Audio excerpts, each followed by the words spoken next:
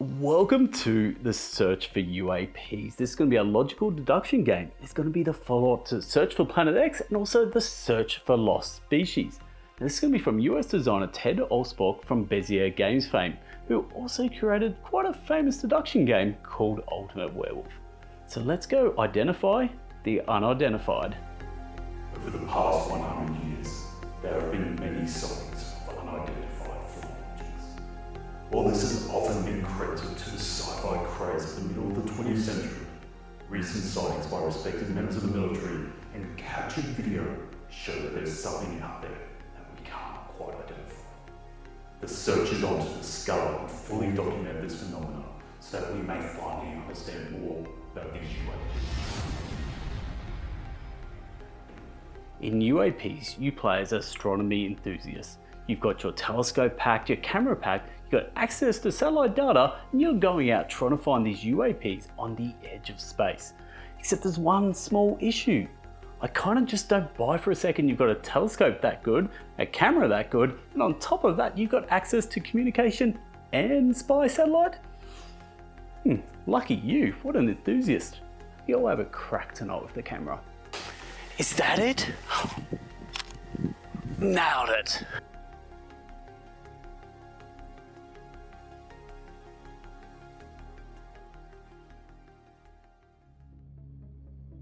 Let's break down UAPs in its simplest terms. You're going to have here a player board, a wet erase player board, and this is broken up into multiple sectors with different objects that could be in each sector.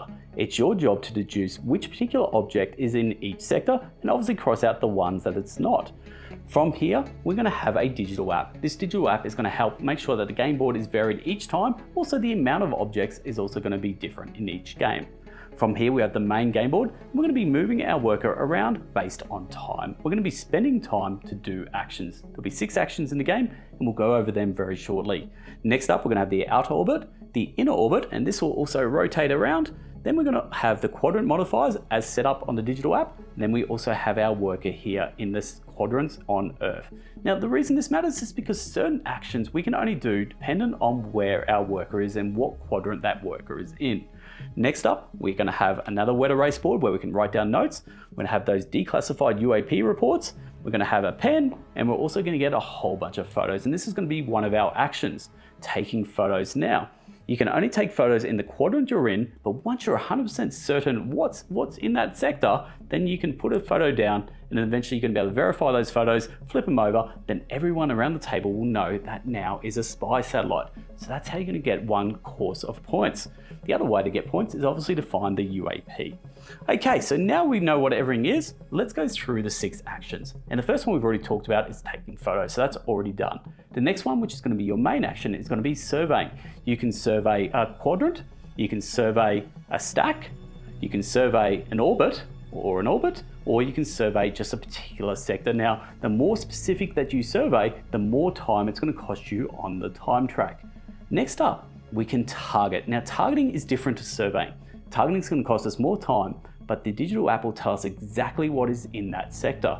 Next up, we're going to move, because we might have to move around different quadrants to be able to take photos in this quadrant, or potentially we need to survey. But remember, just over the course of the game, this will naturally move around, and maybe just by the nature of the Earth rotating around, we might actually be in the right quadrant that we want to be in. Next up we have is analyze satellite data. So as these satellites come out into play, we're going to then have access to be able to analyze these particular satellites. Now, this will give us specific information that could be related to different other objects around the space there. And then finally, the last action we have is going to be finding the UAP.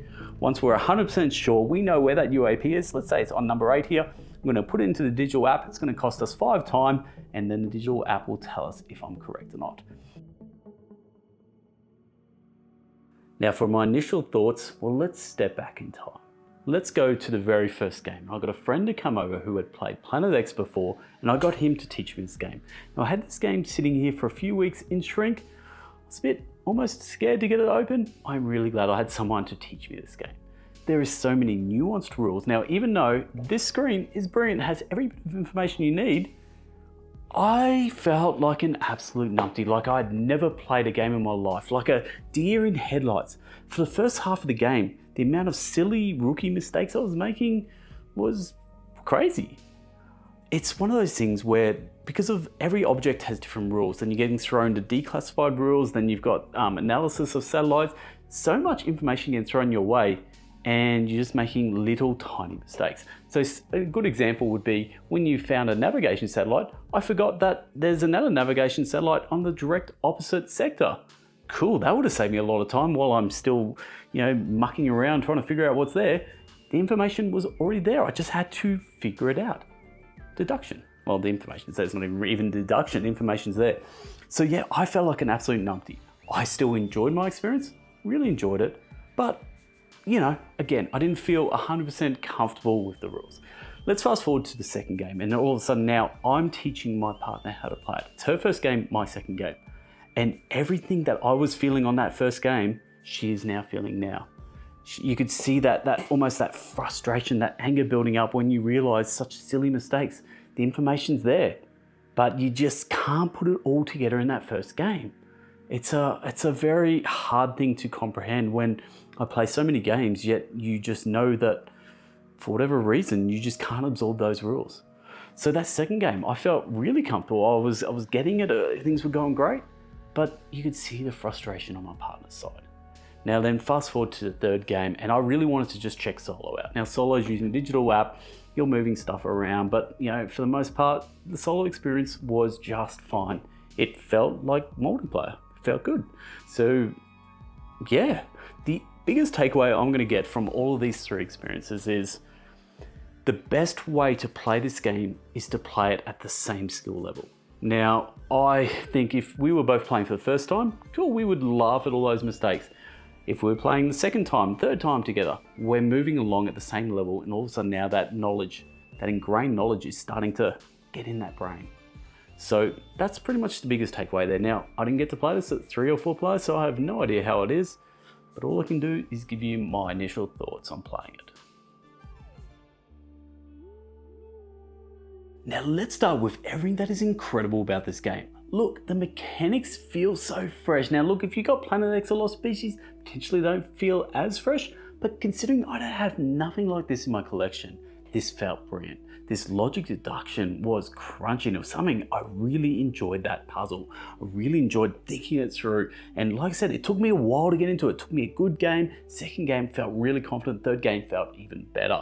So I really love the mechanics. Now, what about the components? Now, this is your spaceboard here, magnetized, wet erase, rotates around, perfect. But that's the basic side. Flip it over and flip that over, and now you have the advanced side. How cool is that? The main game board, brilliant as well. We also have a absolute max chickens amount of quadrant modifiers. I love the fact that there's more quadrant modifiers than I could ever poke a stick at. Every time I play this game, it's gonna be 4 fresh ones. Replayability, because of that, and because of the digital app, just means there is so much replayability. Every game is going to feel different and unique. Now, let's talk about the things that didn't work just as well. So we talked about the digital app being really good for giving us replayability, and for 90% of that digital app, it was spot on. Perfect, you can't do this game without it. It does its job great. There was just those few niggles, that 10% of little niggles that I would love to see ironed out. First one, when I first played that first game with my mate, all of a sudden his orbit was out of sync to mine and we couldn't figure out how to get it back. It just took us a little while, just a little niggly thing there. Another time, what about these little sausage fingers? Does anyone else have sausage fingers? You want to press something and maybe your brain tells you something else and your sausage finger presses something else, and then all of a sudden I press it and I'm like, there's no back button to fix it. I'm just stuck with that because of these numpty fingers. Anyone else? Yeah, you get it. So look, I would love a back button to fix up my little mistakes. And then the last one, really important one here, these are satellites. Now, when my friend got a satellite out, he put it on the table and he confirmed it, verified it, and brilliant. Now we all have access to that satellite to be able to analyze satellite data, because that is the rule. Well, I can use any satellite to access that data, except because our phones weren't linked up, I couldn't tell, like my phone couldn't tell that there was actually a satellite on the game board. So when I tried to analyze satellite data, it's like, no, dummy, there's no satellites there for you to analyze. But there was. So I had to manually go in and put in photos of what my mate put on the board, and again, just, to 2.0 digital app, let's do it. Let's just iron out these little wrinkles at the end. But my main complaint, main thing that was just a bit annoying for me was the final scoring. Now, when you win, when you guess where the UAP is, you get 10 points and you're feeling over the moon. It's like the best feeling in the world. You've conquered it before anyone else. Except here's the problem, the next player, the second person, then can have another crack at it. And if they're quite a few behind, if they get it right, they get nearly as many points as the person who won the game. And also, another alternative they could do is actually put down 3 photos. And those 3 photos could be worth more than the person who guessed the UAP to begin with. That doesn't make sense to me. So I'm going to house rule this because for me, it just didn't make logical sense. So what we're going to do is whoever wins, they're going to get 10 points. Whoever comes second, you can put down 1 photo if you really don't feel confident where the UAP is, or you can have a crack at the UAP and maybe get 5 points. I think 10 for the winner, 5 for second place. I think that works for me. But again, play by the rules unless you like my house rule idea. Anyway, there we go. Now let's talk about comparisons. And the first one straight away jumps to my mind is those puzzly escape rooms. If you love them, you're gonna love this. So that's an easy comparison to make. But the game I thought about that probably gives me the most logical deduction vibes is the Turing Machine. So go check that out. If you enjoy this, or if you enjoy the Turing Machine, then vice versa, you'll enjoy the other one. And obviously, if you have Planet X or Lost Species, then definitely you will enjoy this as well. So look, that is the pros cons comparisons, and that is it. That is a lot of talking. Now the other thing is search for UAPs. What about this? Unidentified anomalous phenomena. That is a mouthful. I don't think I'll ever have a game with that much of a mouthful. Hence why I hardly ever say those words, because it's too hard. I'm Australian. I'm barely mastering the English language as it is, let alone using big words like that. Too much. Anyway, that is all I have. That was the search for UAPs. I'm Host. This is the Bangers Project. Don't forget to like and subscribe. You know all that good stuff. Laters.